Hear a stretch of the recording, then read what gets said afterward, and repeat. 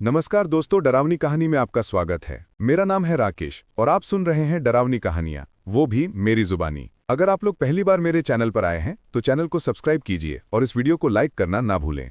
तो चलिए दोस्तों, बिना वक्त बर्बाद किए शुरू करते हैं आज की खौफनाक कहानी। रात काफी ठंडी थी, बाहर हवाएं ऐसे चल रही थीं जैसे कोई पुरानी यादों की धूल उड़ा रही हो। छोटा आरव रजाई में दुबका हुआ था, उसकी आंखों में जिज्ञासा चमक रही थी। नानी, आज डरावनी कहानी सुनाओ ना, उसने धीमे से कहा। नानी मुस्कुराई, पर उस मुस्कान में हल्की सी हरन छिपी थी। डरावनी कहानी? अच्छा, पर जो मैं सुनाने जा रही हूं वो कहानी नहीं, एक सच्चाई है। आरव की आंखें फैल गईं। सच्ची? नानी ने दीपक की लौ को थोड़ा बढ़ाया। उसकी पीली रोशनी में उनके चेहरे की झुर्रियां और भी रहस्यमय लगने लगीं। हाँ बेटा, बहुत पुरानी बात है, जब मैं तुम्हारी ही उम्र की थी और हम अपने गांव भैरवपुर में रहते थे। भैरवपुर, एक छोटा सा गांव, चारों तरफ खेत, आम के पेड़ और बीचों बीच एक पुराना कुआं। हमारा घर मिट्टी का बना था, लेकिन बहुत प्यारा। पापा खेती करते थे, माँ घर संभालती थीं और दादी हर शाम तुलसी चौरे के पास दिया जलाती थीं। उस वक्त मैं 12 साल की थी। मेरा नाम किरण था।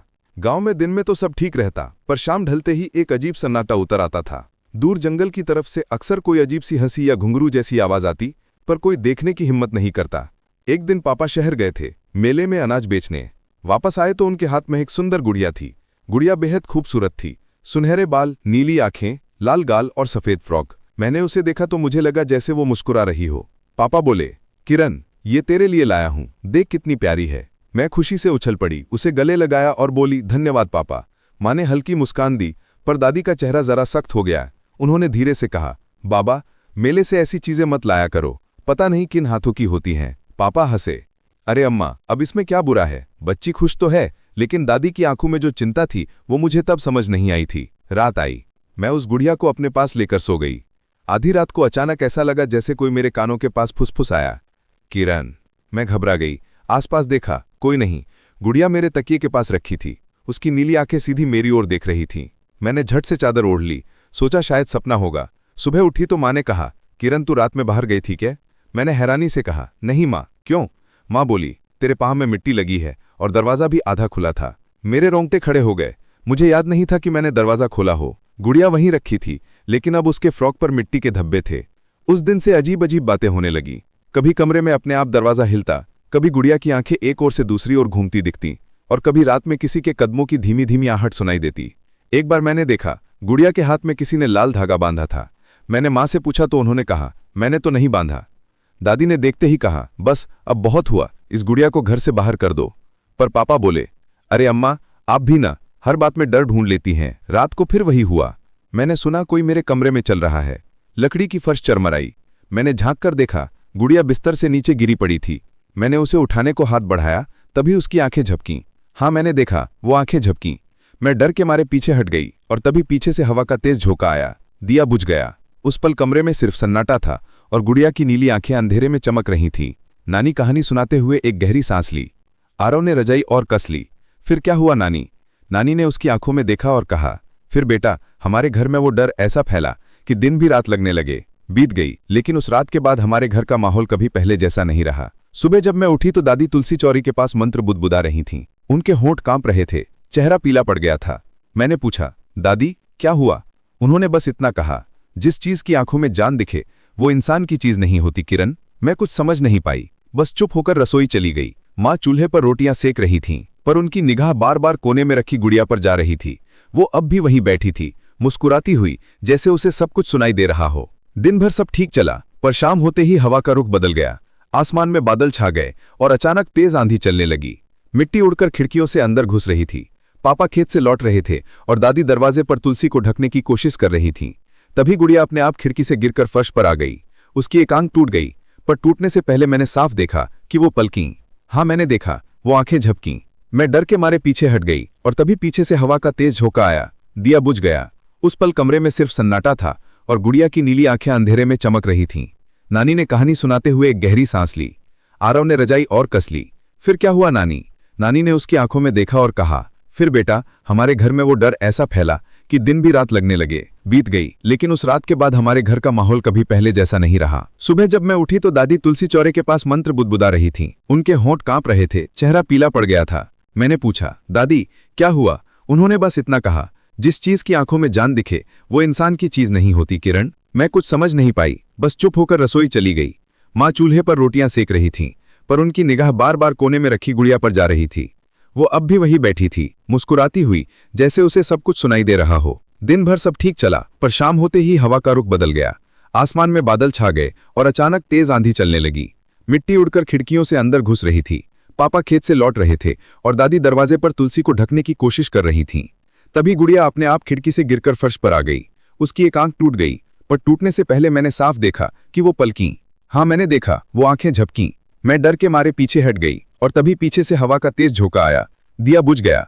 उस पल कमरे में सिर्फ सन्नाटा था और गुड़िया की नीली आंखें अंधेरे में चमक रही थीं। नानी ने कहानी सुनाते हुए एक गहरी सांस ली। आरव ने रजाई और कस ली। फिर क्या हुआ नानी? नानी ने उसकी आंखों में देखा और कहा, फिर बेटा, हमारे घर में वो डर ऐसा फैला कि दिन भी रात लगने लगे। गुड़िया के गायब होने के बाद घर में कुछ पल के लिए सन्नाटा छा गया, पर वो सन्नाटा शांति का नहीं था, बल्कि किसी आने वाले तूफान से पहले की खामोशी थी। माँ अक्सर कहती, अब तो सब ठीक हो जाएगा, पर दादी का चेहरा रोज और बुझता जा रहा था। वो दिन रात तुलसी के पास मंत्र पढ़ती रहती और हर शाम घर में धूप जलाती। मुझे लगता था दादी डर गई हैं, लेकिन बाद में समझ आया वो हमें बचाने की कोशिश कर रही थीं। गांव में अजीब बातें होने लगीं। एक रात खेतों से लौटते हुए मोहन काका को किसी ने पुकारा, काका काका। उन्होंने सोचा कोई बच्चा होगा।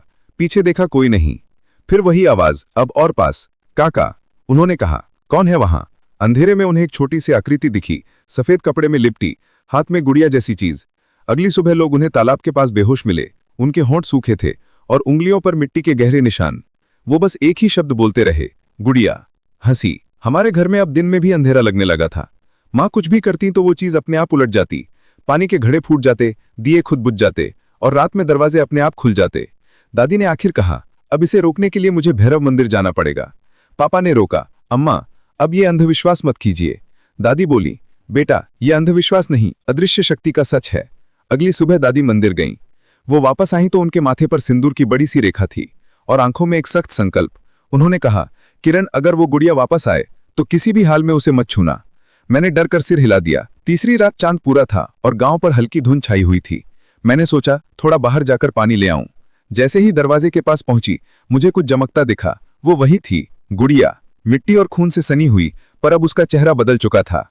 उसके होंठ पर सिलाई खुल चुकी थी और उनमें से हल्की हल्की सांस जैसी आवाज निकल रही थी।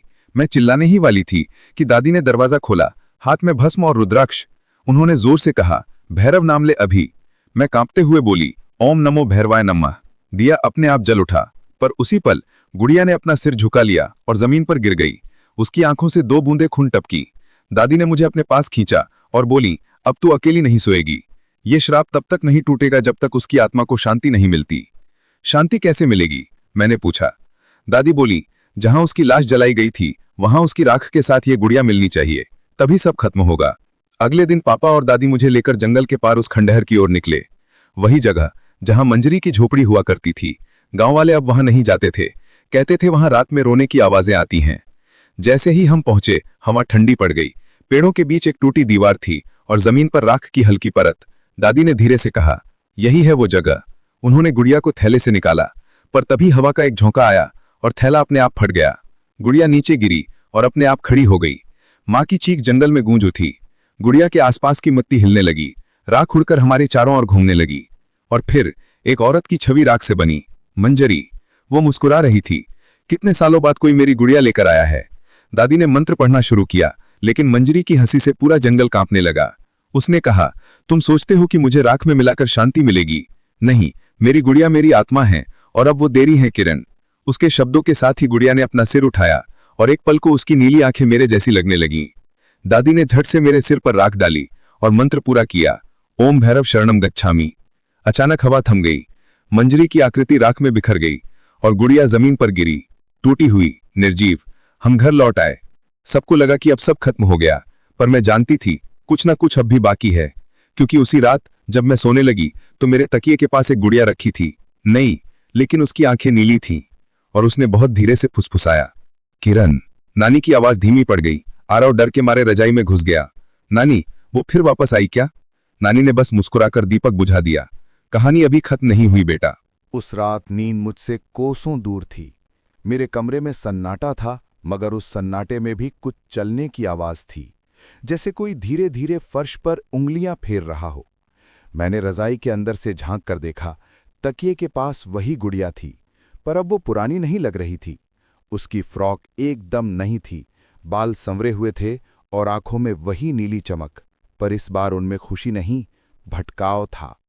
मैं कांप गई, धीरे से उसे उठाया, खिड़की खोली और बाहर फेंक दी। गुड़िया नीचे जमीन पर गिरी, पर जब मैंने नीचे झांका, वो वहां नहीं थी। सुबह हुई तो माँ ने कहा कि किरण, तू रात को बाहर गई थी क्या?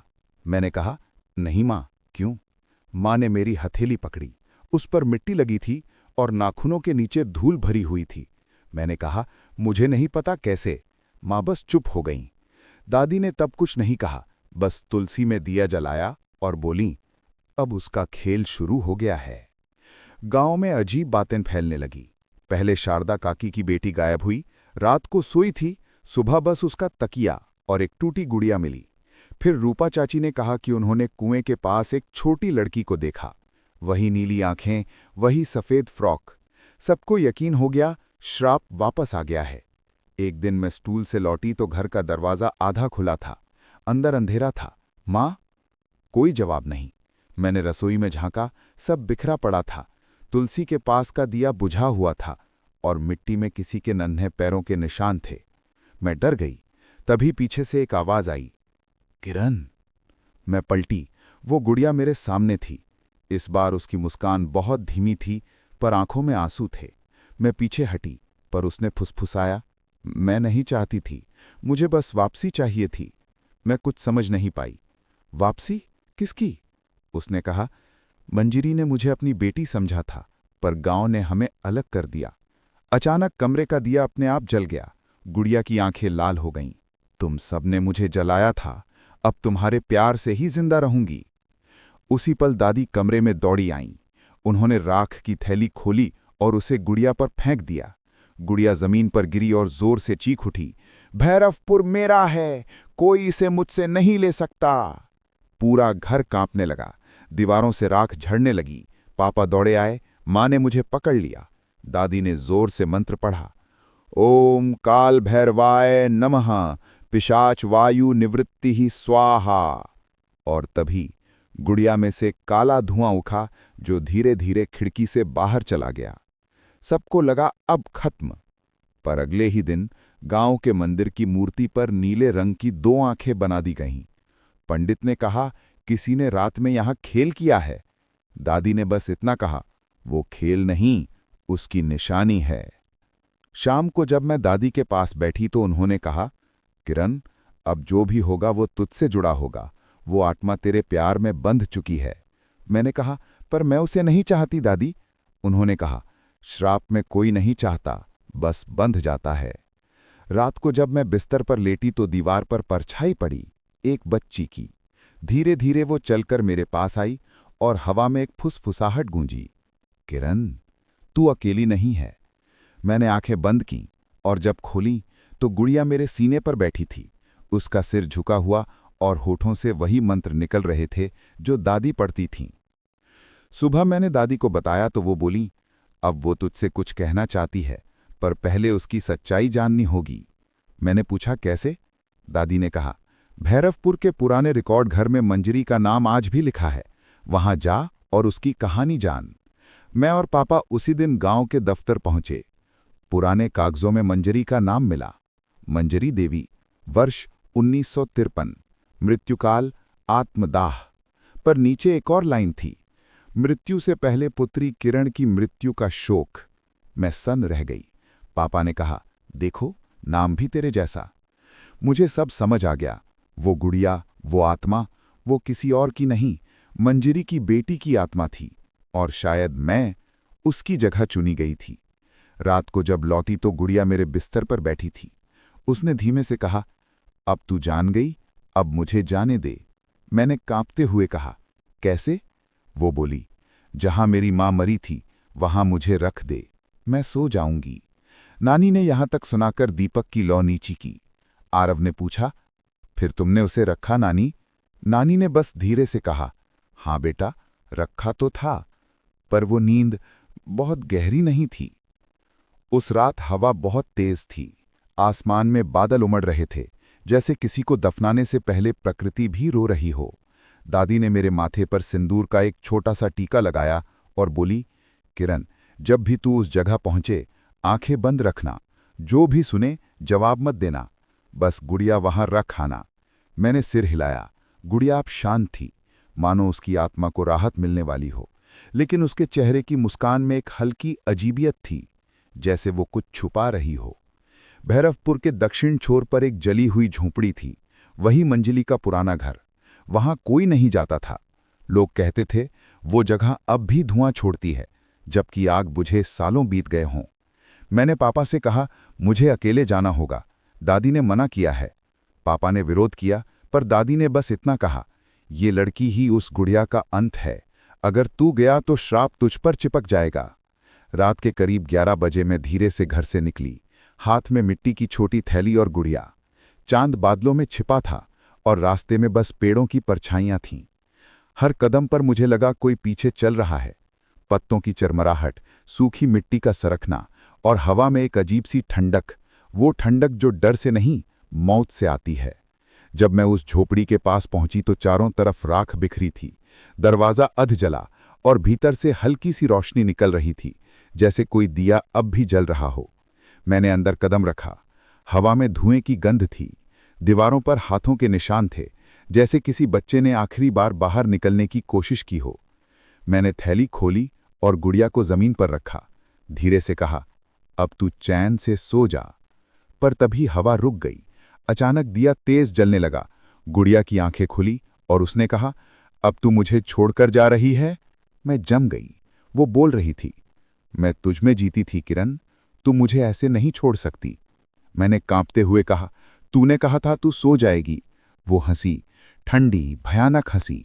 मैंने कहा था मैं चैन से सो जाऊंगी, लेकिन तू मेरा चैन लेकर जा रही है। उसके बाल अपने आप उड़ने लगे, दीवारें कांपने लगीं। मैं भागने की कोशिश की, पर दरवाज़ा अपने आप बंद हो गया। अचानक पीछे से एक आवाज़ आई, रुको किरण। वो दादी थीं। उनके हाथ में राख की लकीरें थीं। उन्होंने ज़मीन पर एक घेरा बनाया और मुझे अंदर खींच लिया। अब बोलो मत, कुछ मत देखो। दादी ने आंखें बंद करके मंत्र पढ़ना शुरू किया। ओम काल भैरवाय नमः आत्मानुबंध विमोचनम स्वाहा। गुड़िया जोर से चिल्लाई, मंजीरी की बेटी मैं थी, तुमने मेरा नाम मिटा दिया। दादी ने फिर मंत्र दोहराया, जो भूले को जगाए वो खुद भुला दिया जाए। गुड़िया जमीन पर गिर गई। उसकी आंखों से नीली रोशनी निकली और राख में समा गई। हवा एक पल को थम गई, फिर सब शांत हो गया। सुबह जब आंख खुली, मैं अपने बिस्तर पर थी। माँ, पापा और दादी मेरे पास बैठे थे। माँ ने कहा, तू रात को बेहोश हो गई थी। मैंने पूछा, गुड़िया? दादी ने कहा, वो अब मिट चुकी है। लेकिन उनकी आंखों में एक झलक थी, डर की झलक। कुछ दिन सब ठीक रहा। घर में फिर से हंसी लौट आई थी। पर एक शाम जब मैं तुलसी में पानी डालने गई तो मिट्टी के नीचे कुछ चमका। मैंने उंगली से हटाया, एक नीला मोती, वही जो गुड़िया की आंखों में था। उस रात दादी बहुत देर तक जागती रहीं। उन्होंने मुझसे कहा, किरण, कुछ श्राप मिटते नहीं, बस सो जाते हैं। और जब उन्होंने दीपक बुझाया तो कमरे में हल्की सी हंसी गूंजी, अब तो मेरे सपनों में रहूंगी। नानी ने इतना कहकर कहानी रोक दी। पोता आरव डरा हुआ था। नानी, फिर वो गुड़िया वापस आई क्या? नानी ने मुस्कुराकर कहा, कभी कभी रात को जब हवा ज्यादा चलती है तो लगता है कोई खिलखिलाकर हंस रहा है। और दीपक की लौ बुझ गई। उस रात के बाद मैंने समझ लिया था कि सब खत्म हो गया है। गुड़िया की आत्मा मिट चुकी है। यही सोचकर मैंने फिर से जिंदगी शुरू करने की कोशिश की। पर असली डर तो अब शुरू हुआ था। शुरुआत छोटी चीजों से हुई। कभी अलमारी अपने आप खुल जाती, कभी मेरे बालों में खुद से चोटियां पड़ने लगतीं। पहले तो मैं हंसकर टाल देती थी, पर जब एक सुबह आईने में देखा तो दिल की धड़कन थम गई। आईने में मैं नहीं थी, वहां वही नीली आंखें थीं। मैंने झटके से पीछे देखा, कोई नहीं था। फिर आईने में देखा, अब चेहरा सामान्य था। मैंने खुद से कहा, शायद नींद कम ले रही हूं, दिमाग खेल कर रहा है। पर असल में अब वो गुड़िया मेरे भीतर थी। कुछ दिन बाद गांव में अजीब हादसे फिर शुरू हुए। शारदा काकी की गाय खुद ब खुद खूंटे से छूट गई और कुएं में गिर पड़ी। काका बोले, रात में किसी बच्चे के गाने की आवाज आई थी। रूपा चाची ने कहा, घर की तुलसी सूख गई जबकि पानी रोज डालती थी। सबको लगा फिर से वही आत्मा लौट आई है। दादी ने सबको समझाया, श्राप खत्म हो चुका है, पर उनकी आवाज कांप रही थी। एक रात मैं सो रही थी। अचानक किसी ने मेरे कान के पास आकर फुसफुसाया, मां। मैं घबरा कर उठी। कमरे में कोई नहीं था, लेकिन दरवाजे पर छोटे पांवों के निशान थे, राख से बने हुए। मैंने दादी को बताया। उन्होंने मुझे देखा और कहा, अब वो तेरे साथ रहना चाहती है। मैं चिल्लाई, मैं उसे नहीं चाहती। दादी बोली, श्राप और साया चाहने से नहीं, कर्म से जुड़ते हैं। अगले कुछ दिनों तक मैं चुप हो गई, पर फिर मुझे अजीब चीजें महसूस होने लगीं। कभी आवाज आती, किरण चलना, खेलते हैं। कभी मेरे कमरे की दीवारों पर नन्हे हाथों के निशान उभर आते हैं।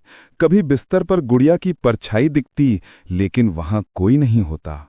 और सबसे डरावनी बात, मां ने कहा कि मैं नींद में बात करती हूं और बार बार वही नाम लेती हूं, मंजरी मंजरी।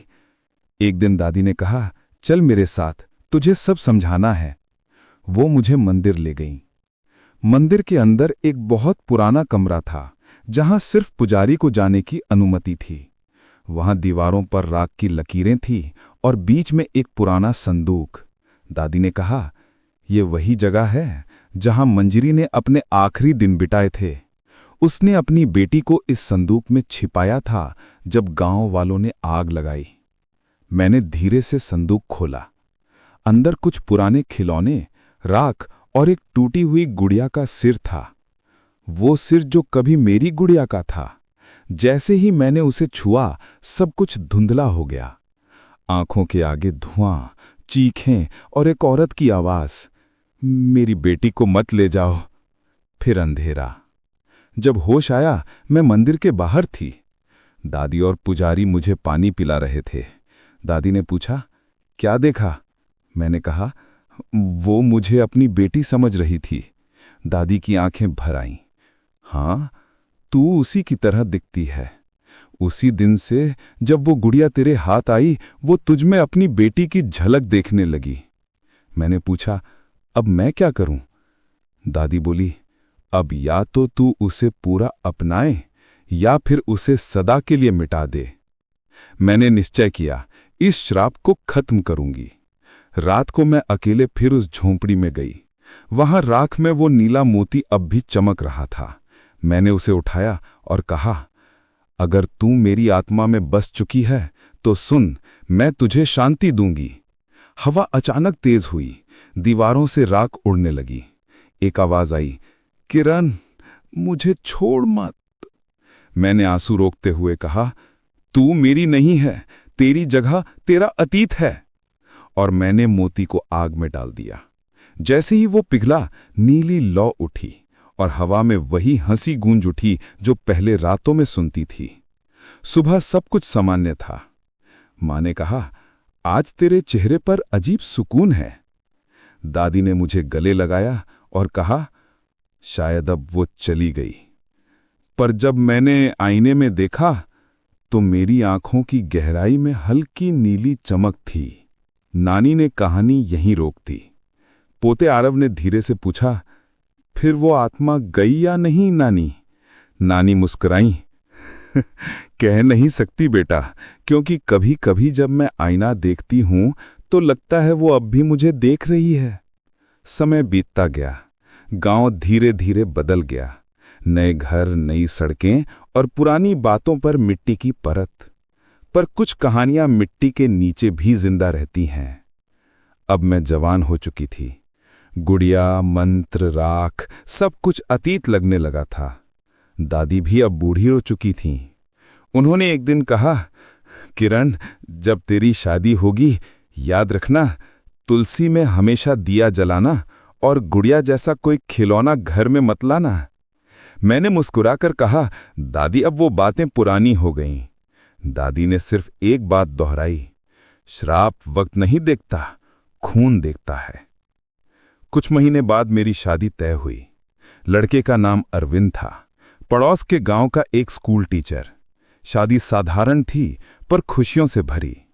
दादी ने मुझे विदा करते वक्त एक छोटी सी थैली दी। उसमें राख के कुछ कण और तुलसी के बीज थे। ये तेरा पैरा है किरण, इसे कभी मत भूलना। मैं नए घर आ गई। अरविंद का घर बड़ा था पर थोड़ा पुराना। उसमें एक कमरा था जो हमेशा बंद रहता था। अरविंद ने कहा, उस कमरे में मां के पुराने सामान हैं, कोई जाता नहीं वहां। मैंने सिर हिलाया, लेकिन पहली ही रात उस कमरे से हल्की हल्की फुसफुसाहट सुनाई दी, जैसे कोई लोरी गा रहा हो। सो जा नन्ही बेटी, सो जा। मेरा दिल धड़कने लगा। आवाज बहुत जानी पहचानी लगी। वो गुड़िया की लोरी थी। मैंने अगले दिन अरविंद से पूछा, वो कमरे में लोरी कौन गाता है? वो चौंका, कौन सी लोरी? मैंने कहा, कल रात सुनी थी। वो हंसकर बोला, शायद हवा की आवाज होगी, वो कमरा बरसों से बंद है। पर जब वो काम पर गया, मैं खुद उस कमरे के पास गई। दरवाजा जंग लगा था, पर धीरे से खुल गया। अंदर पुराने कपड़े, बक्से और दीवारों पर कुछ पुरानी तस्वीरें थीं। सबसे बीच में एक लकड़ी की अलमारी, और अलमारी के ऊपर एक गुड़िया। सफेद फ्रॉक, नीली आंखें और चेहरे पर जानी पहचानी मुस्कान। मेरे पैरों के नीचे से जमीन खिसक गई। मैंने कांपते हुए उसे उठाया। पीछे धूल में कुछ उकेरा हुआ था, मंजरी की बेटी के लिए। मैं पीछे हटी। नहीं, ये कैसे हो सकता है? गुड़िया की आंखें मुझे घूर रही थीं। अचानक कमरे का दरवाजा अपने आप बंद हो गया। खिड़की से हवा चली और दिया जल उठा। गुड़िया के होठ हिले। मैंने कहा था ना किरण, मैं तेरे साथ रहूंगी। मैं जोर से चिल्लाई। अरविंद दौड़ता हुआ आया, दरवाजा तोड़ा। मैं बेहोश हो चुकी थी। जब होश आया तो मैं बिस्तर पर थी। अरविंद ने कहा, तूने डर के मारे खुद को चोट पहुंचा ली थी। वहां तो बस पुराने खिलौने हैं। मैंने कहा, वो गुड़िया बोल रही थी। वो बोला, किरण, अब ये सब भूल जाओ। लेकिन मैं जानती थी वो वही थी। वो मेरे साथ यहां तक आ गई थी। अगले कुछ हफ्तों तक अजीब घटनाएं शुरू हो गईं। कभी रसोई में अपने आप चम्मच बजने लगते, कभी आंगन में झूला अपने आप हिलने लगता, कभी दरवाजे पर किसी बच्चे की हंसी सुनाई देती। अरविंद ने कहा, शायद तेरा मन डर में उलझा है। पर एक रात उसने खुद देखा कि कमरे में दीवार पर किसी ने लिखा था, मां, मैं आ गई। अरविंद डर गया। उसने गांव के पंडित को बुलाया। पंडित ने कहा, ये आत्मा नहीं, लगाव है, कोई पुराना रिश्ता जो पूरा नहीं हुआ। दादी की दी राख की थैली मैंने मंदिर में रख दी। उस रात फिर वही लोरी सुनाई दी, पर इस बार लोरी के बीच एक आवाज थी, किरण, अब मेरी बेटी तुझसे जन्म लेगी। मैं कांप गई। अरविंद ने मुझे संभाला, पर मैं बोल भी नहीं पा रही थी। उस रात मैंने सपना देखा, मैं गोद में बच्ची लिए बैठी थी, वही नीली आंखें, वही मुस्कान। कुछ महीने बाद मैं मां बनने वाली थी। सब खुश थे, लेकिन मेरे भीतर हमेशा डर था। दादी अब बहुत बूढ़ी हो चुकी थीं। उन्होंने चिट्ठी भेजी, किरण, बच्चे के जन्म से पहले तुलसी में राख डाल देना, नहीं तो वो गुड़िया फिर लौट आएगी। मैंने वैसा ही किया। पर जिस दिन मेरा बच्चा हुआ, दाई ने जब मुझे देखा तो घबरा गई। वो बोली, बच्ची की आंखें नीली हैं। मैंने बच्ची को सीने से लगाया। उसके चेहरे पर वही मुस्कान थी, वही जो गुड़िया की थी। उस वक्त कमरे में अचानक हवा चली और दीपक अपने आप बुझ गया। मां ने कहा, शगुन है, पर मुझे लगा श्राप ने नया रूप ले लिया है। नानी ने कहानी यहीं रोक दी। पोते आरव ने डरी हुई आवाज में पूछा, तो वो बच्ची आप ही है ना नानी? नानी मुस्कुराई। कभी कभी मुझे भी लगता है कि उसकी आंखों की चमक मुझ में अब भी जिंदा है। और दीपक की लौ फिर से टिमटिमाई, नीली रोशनी के साथ। वक्त का पहिया घूमता गया। मेरी बेटी आर्या अब 5 साल की हो चुकी थी। गांव में सब कहते हैं, किरण की बेटी बिल्कुल परी जैसी है। सच में वो सुंदर थी, पर उसकी आंखें, वो नीली आंखें जिन्हें देखकर मेरा दिल हर बार थम जाता। हर बार जब वो मुस्कुराती मुझे लगता जैसे वो मुस्कान पहले भी देखी है। और मैं सही थी, वो गुड़िया की मुस्कान थी। एक दिन आर्या घर के पिछवाड़े खेल रही थी। कुछ देर बाद वो दौड़ती हुई आई और बोली, माँ देखो, मुझे गुड़िया मिली। मेरे हाथ कांप गए। वो मिट्टी में से निकली हुई वही पुरानी गुड़िया थी। फ्रॉक थोड़ी फटी थी, पर आंखें अब भी नीली थीं और उनमें वही अजीब चमक थी। मैंने तुरंत गुड़िया उससे छीनी और कहा, आर्या, इसे मत छू। वो बोली, क्यों माँ, ये तो मुझसे बात करती है। मेरे रोंगटे खड़े हो गए। क्या बोली? आर्या ने हंसते हुए कहा, वो कहती है, माँ मुझे पहचान नहीं रही। रात को मैं सो नहीं पाई। मैंने गुड़िया को कपड़े में लपेटकर आंगन में रख दिया। पर आधी रात को जब नींद खुली तो वो गुड़िया फिर मेरे सिरहाने थी, मेरे पास, मुस्कुराती हुई। मैंने चिल्लाकर अरविंद को उठाया। वो बोला, तो फिर डर रही है किरण? मैंने कहा, नहीं, अब वो लौट आई है। अगले कुछ दिनों तक घर में कुछ अजीब होता रहा। आर्या रात में नींद में उठ जाती और आंगन में जाकर मिट्टी से कुछ बनाती। कभी खिलौना, कभी छोटी झोपड़ी, कभी राख का गोला। जब हम पूछते कि वो क्या बना रही है तो वो कहती, माँ कहती है मैं फिर से उनका घर बना दूं। हमने ध्यान नहीं दिया, लेकिन एक रात मैंने देखा आर्या जिस मिट्टी से खेल रही थी वो राख थी। मैंने पंडित को बुलाया। उन्होंने कहा, ये श्राप अब खून में उतर चुका है, अब इसे केवल बलिदान से तोड़ा जा सकता है। मैंने रोकर कहा, कैसा बलिदान? वो बोले, जिसने श्राप को जन्म दिया वही उसे मिटा सकता है। तुझे अपने हिस्से का दर्द खत्म करना होगा या अपनी पहचान छोड़नी होगी। मैंने नहीं समझा, पर भीतर कुछ टूट गया था। मां बनकर मैं अपनी बेटी को खोने का सोच भी नहीं सकती थी। रात को आर्या मेरे पास आई। वो बोली, मां, वो कह रही है कि तुम डर क्यों रही हो, वो तुम्हें प्यार करती है। मैंने धीरे से पूछा, कौन कह रही है? वो बोली, वो जो मेरे अंदर रहती है। मैं जम गई। आर्या की आवाज बदल गई थी, धीमी, ठंडी और वही पुरानी आवाज, गुड़िया की। किरण, अब तुम मेरी मां है, अब हम अलग नहीं होंगे। वो मुस्कुराई और उस मुस्कान में कुछ ऐसा था कि मुझे लगा अब मैं उसकी मां नहीं, उसकी परछाई बन चुकी हूं। मैंने तय कर लिया कि इस बार मैं ये श्राप मिटाकर रहूंगी। सुबह होते ही मैं आर्या को लेकर भैरवपुर के मंदिर गई। वो वही जगह थी जहां मैंने पहली बार गुड़िया को जलाया था। मंदिर अब खंडहर बन चुका था, लेकिन उस जगह की हवा आज भी भारी थी। मैंने मिट्टी में एक गड्ढा खोदा और गुड़िया रख दी। फिर तुलसी की राख उस पर डाली। आर्या धीरे से बोली, माँ, वो कह रही है कि तुम धोखा दे रही हो। मैंने आंखें बंद की और दादी का पुराना मंत्र याद किया। ओम काल भैरवाय नमः, आत्मानुबंध विमोचनम स्वाहा। हवा तेज हो गई। आर्या चीख उठी। गुड़िया राख में जलने लगी। आसमान में नीली लौ उठी और हवा में वही आवाज गूंजी, किरण, तू मुझसे बच नहीं सकती, तू ही मैं हूं, मैं ही तू हूं। मैंने अपनी बेटी को कसकर गले लगाया और कहा, नहीं, तू अब मेरी नहीं, मैं तुझे मुक्त करती हूं। गुड़िया राख बनकर उड़ गई और उसी पल आर्या बेहोश हो गई। सुबह जब आंख खुली तो सब शांत था। आर्या मुस्कुरा रही थी। उसकी आंखें अब काली थीं, नीली नहीं। मुझे लगा सब खत्म हो गया। मैंने दादी की तस्वीर के सामने दिया जलाया और कहा, दादी, अब श्राप मिट गया है। पर उसी वक्त हवा चली और दिए की लौ नीली हो गई। दीवार पर परछाई उभरी, एक छोटी लड़की की। वही मुस्कान, वही झूले जैसी हंसी। नानी ने कहानी यहीं रोक दी। आरव चुप था। उसने धीमे से पूछा, फिर वो गुड़िया अब कहाँ है? नानी ने उसकी आंखों में देखा और मुस्कुराई। कभी कभी जब तू अपनी किताबें नहीं संभालता तो क्या तूने महसूस नहीं किया कि कोई उन्हें ठीक कर देता है? आरव डर गया। मतलब? नानी ने दीपक में जलती नीली लौ की तरफ देखा। वो अब भी हमारे घर में है, बस रूप बदल चुकी है।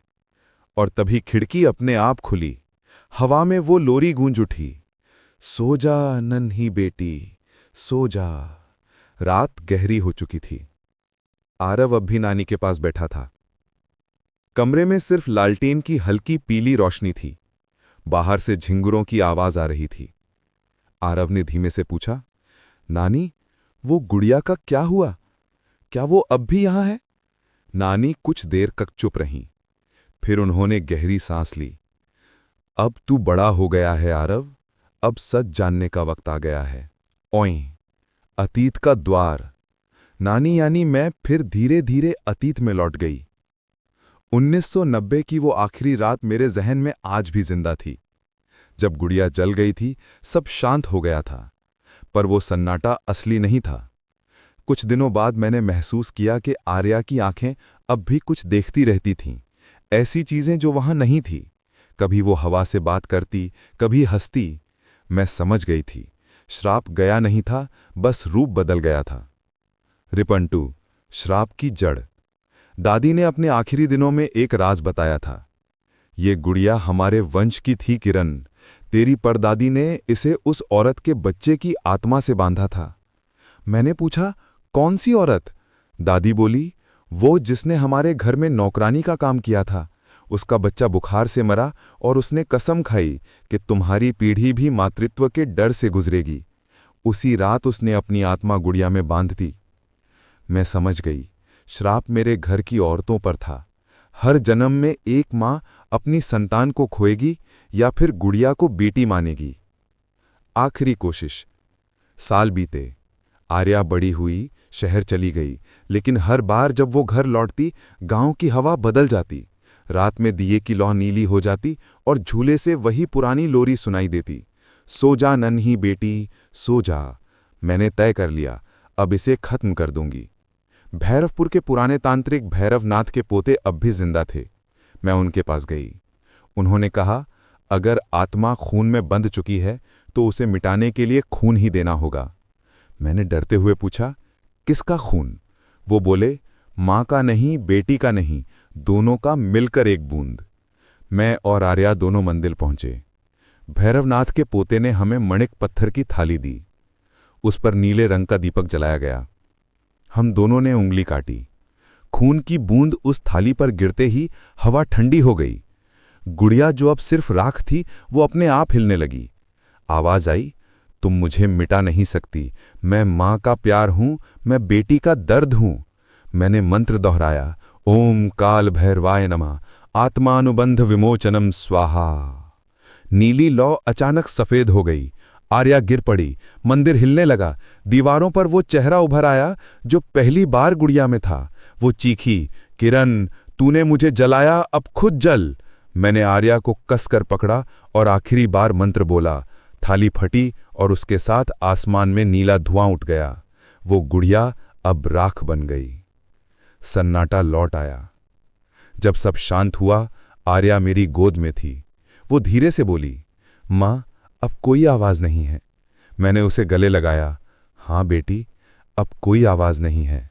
हमने पीछे देखा तो मंदिर का दीपक अब साफ पीली लौ में जल रहा था। नीली चमक गायब थी। हम दोनों जिंदा थे। श्राप खत्म हो चुका था।